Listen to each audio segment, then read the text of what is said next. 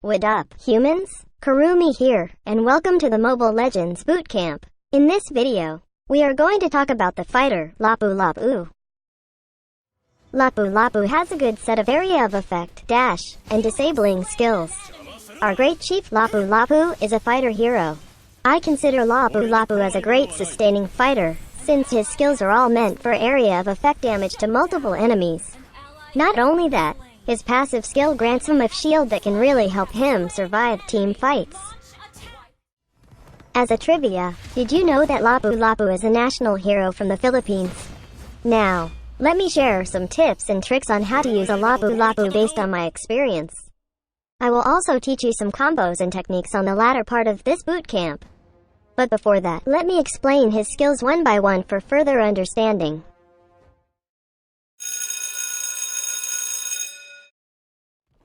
Lapu-Lapu's passive, Hero's Faith, grants a shield and a boosted basic attack to Lapu-Lapu. There are 5 bars under Lapu-Lapu's health bar. This contains the Bravery blessing charges he gets from hitting an enemy hero, or jungle monsters with his skills. When he gains 5 stacks, his next basic attack will deal extra 250% damage. He also gains a shield when he deals the next basic attack upon having 5 charges. The shield absorbs certain points of damage, which will depend on his level. Take note that he also gains charges from hitting the turtle and the lord with skills.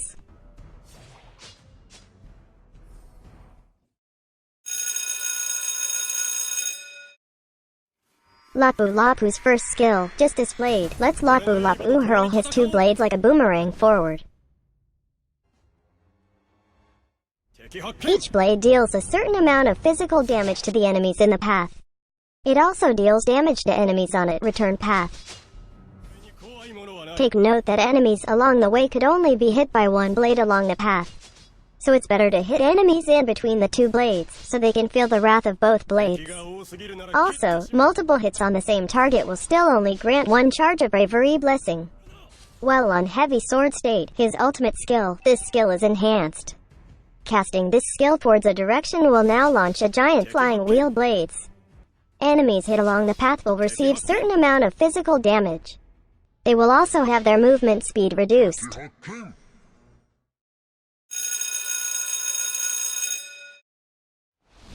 His second skill, Brave Stance, lets Lapu-Lapu charge with his twin blades towards the specified direction. Enemies hit along the path will receive a certain amount of physical damage. If he hits an enemy hero, his movement speed will be increased. This lasts for a few seconds. This skill can also let Lapu-Lapu pass through walls, which is good for either chasing enemies or escaping death. While on heavy sword state, his ultimate skill, this skill is enhanced. Casting this skill will let Lapu-Lapu charge with his heavy blade towards the specified direction. Enemies hit along the way will receive certain amount of physical damage.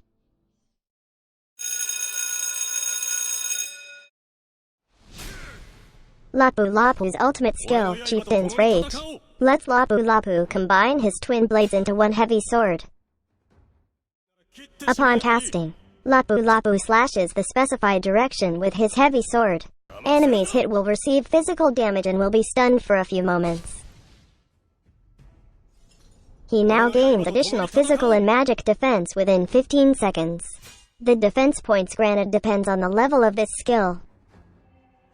While having the heavy sword, his first, second, and ultimate skill is now enhanced. This also lasts for 15 seconds.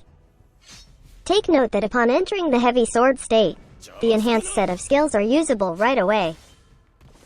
While on heavy sword state, Lapu-Lapu's basic attack damage is increased by a certain percentage.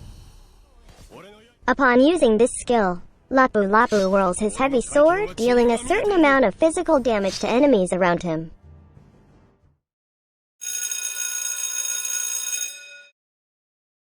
There are so many items that you can buy for Lapu-Lapu. You can focus on items that grants physical damage, items that gives you health points, and items that increases your durability. For me, I choose to buy items that grant spell vamp, movement speed, health points, and physical damage to Lapu-Lapu.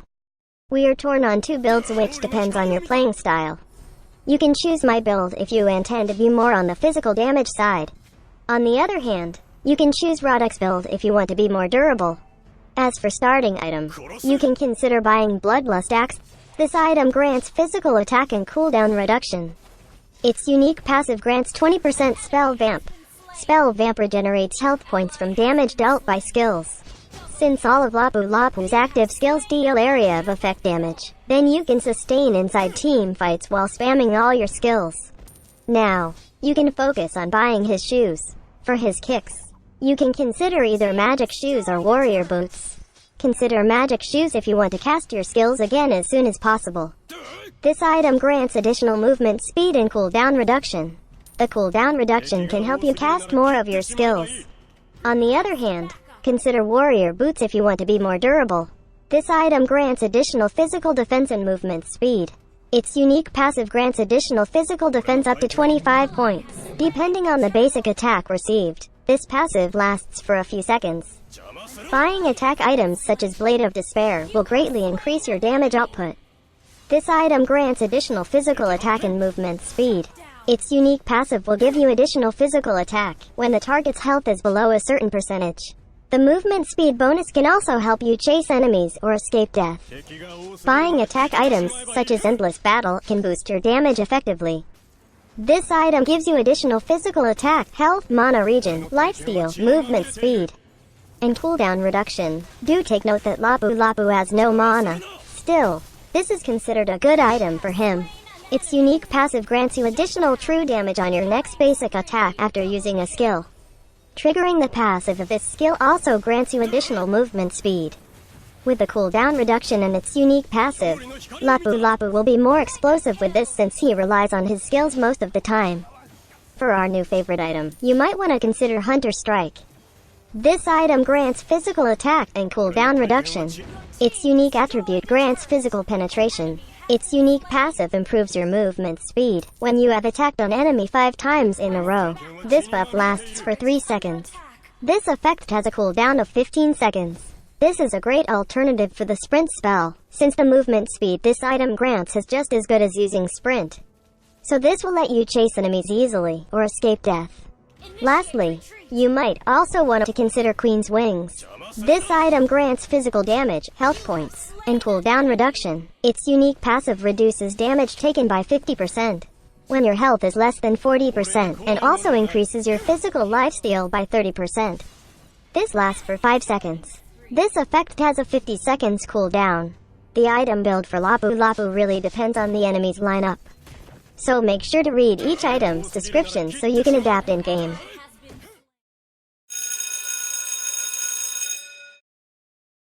One of the best spells to be used on Lapu-Lapu is Purify. This will help you to be immune to crowd control skills for a short period. This will let you use your skills without worrying of being disabled. You might also want to consider one of the forbidden jutsus, Execute. This grants you to deal true damage to the target. The damage is based on the target's lost health points and also with your level. The damage ignores shield absorption, meaning it pierces through enemy shields. This spell will have its cooldown reduced by a certain percentage when an enemy is slain with this spell. In my opinion, the best emblem set to be used is the Custom Fighter Emblem set. Custom Fighter Emblem could provide extra stats according to your needs as a fighter. Set Bravery to its max level because it can give you extra physical damage. Higher physical damage means higher damage for your attacks. Setting Invasion to max level will provide you physical penetration. Higher physical penetration means higher damage on your basic attacks and skills. Get Festival of Blood to be granted 8% of spell vamp. Killing an enemy hero grants an extra 1% spell vamp. This is really helpful since your damage comes mostly from your skills. So, it's also best to gain some health while dealing damage to enemies.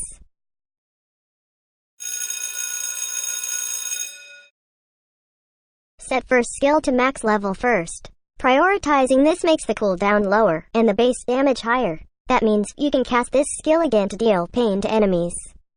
Prioritize second skill less since his first skill is what you need for damage dealing. Always upgrade his ultimate skill when available for upgrading. Lapu-Lapu's passive skill is what you really need to survive team fights. With the ability to receive a shield when he deals a basic attack when he has full charges. This will really help Lapu-Lapu sustain in team fights. The shield may be just a little, but when you're inside team fights, you need every little health and shield you can acquire. Not only it helps you sustain inside team fights, it can also help you escape death. Take a look on this scenario. I was able to survive and we even killed Martis because of my shield. Wonderful, isn't it? Take a look on another scenario. Here, I just believed on my passive skill even if I think Selena can kill me. But instead, I was able to steal the turtle and we were able to kill Selena as well.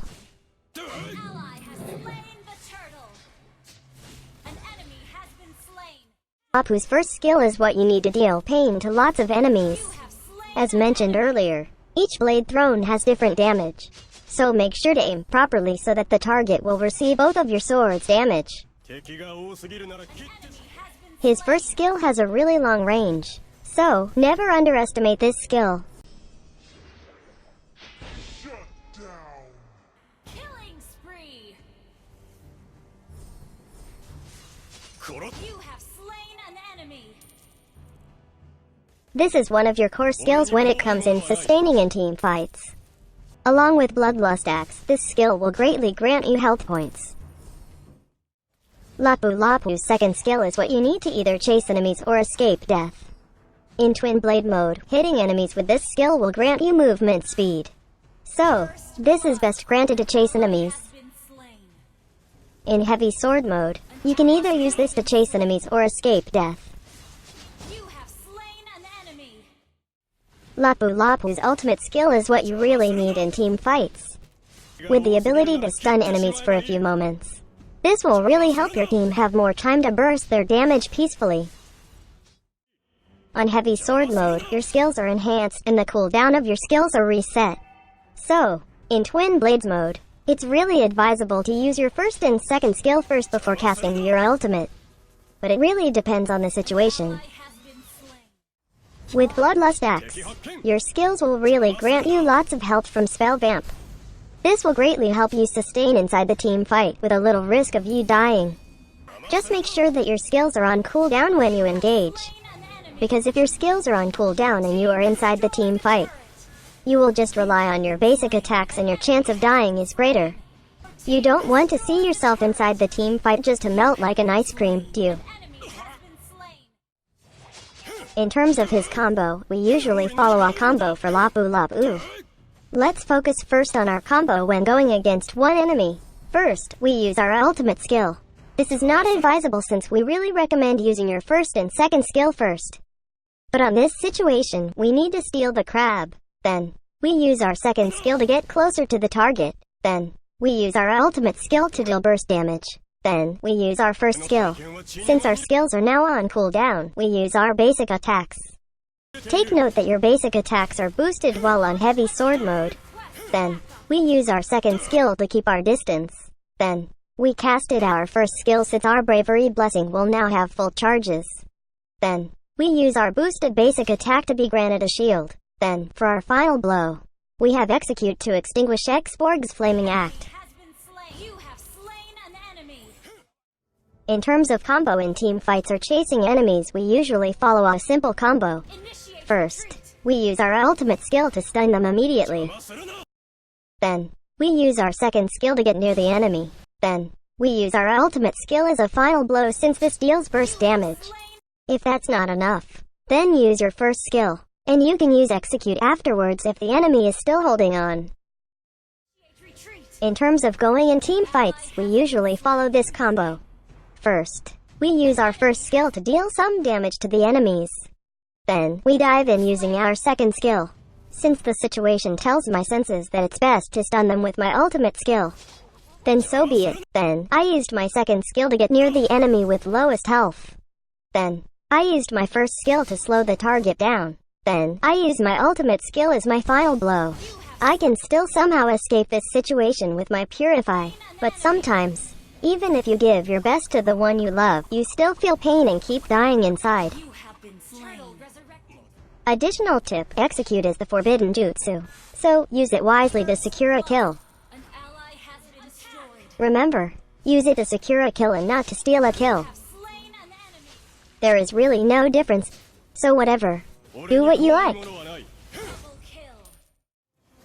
The tips I mentioned are just some of the ways you can use Lapu-Lapu. This video just guides you on how to use a Lapu-Lapu the Kurumi way. We also thank Josette and her squad for being here with us again. Follow her on her Facebook page for more Mobile Legends gaming streams. So, once again, this is Kurumi and that's how you use Lapu-Lapu. Thanks for watching. Do not forget to like and share this video. Also subscribe to my channel for more contents by clicking on the subscribe button below. We have our Ko-fi account just in case you want to donate us some coffee funds. Check our Ko-fi link on the description of this video for our skin giveaway events. Check out our community tab in YouTube for the mechanics. See you on the next Mobile Legends bootcamp. Cheers!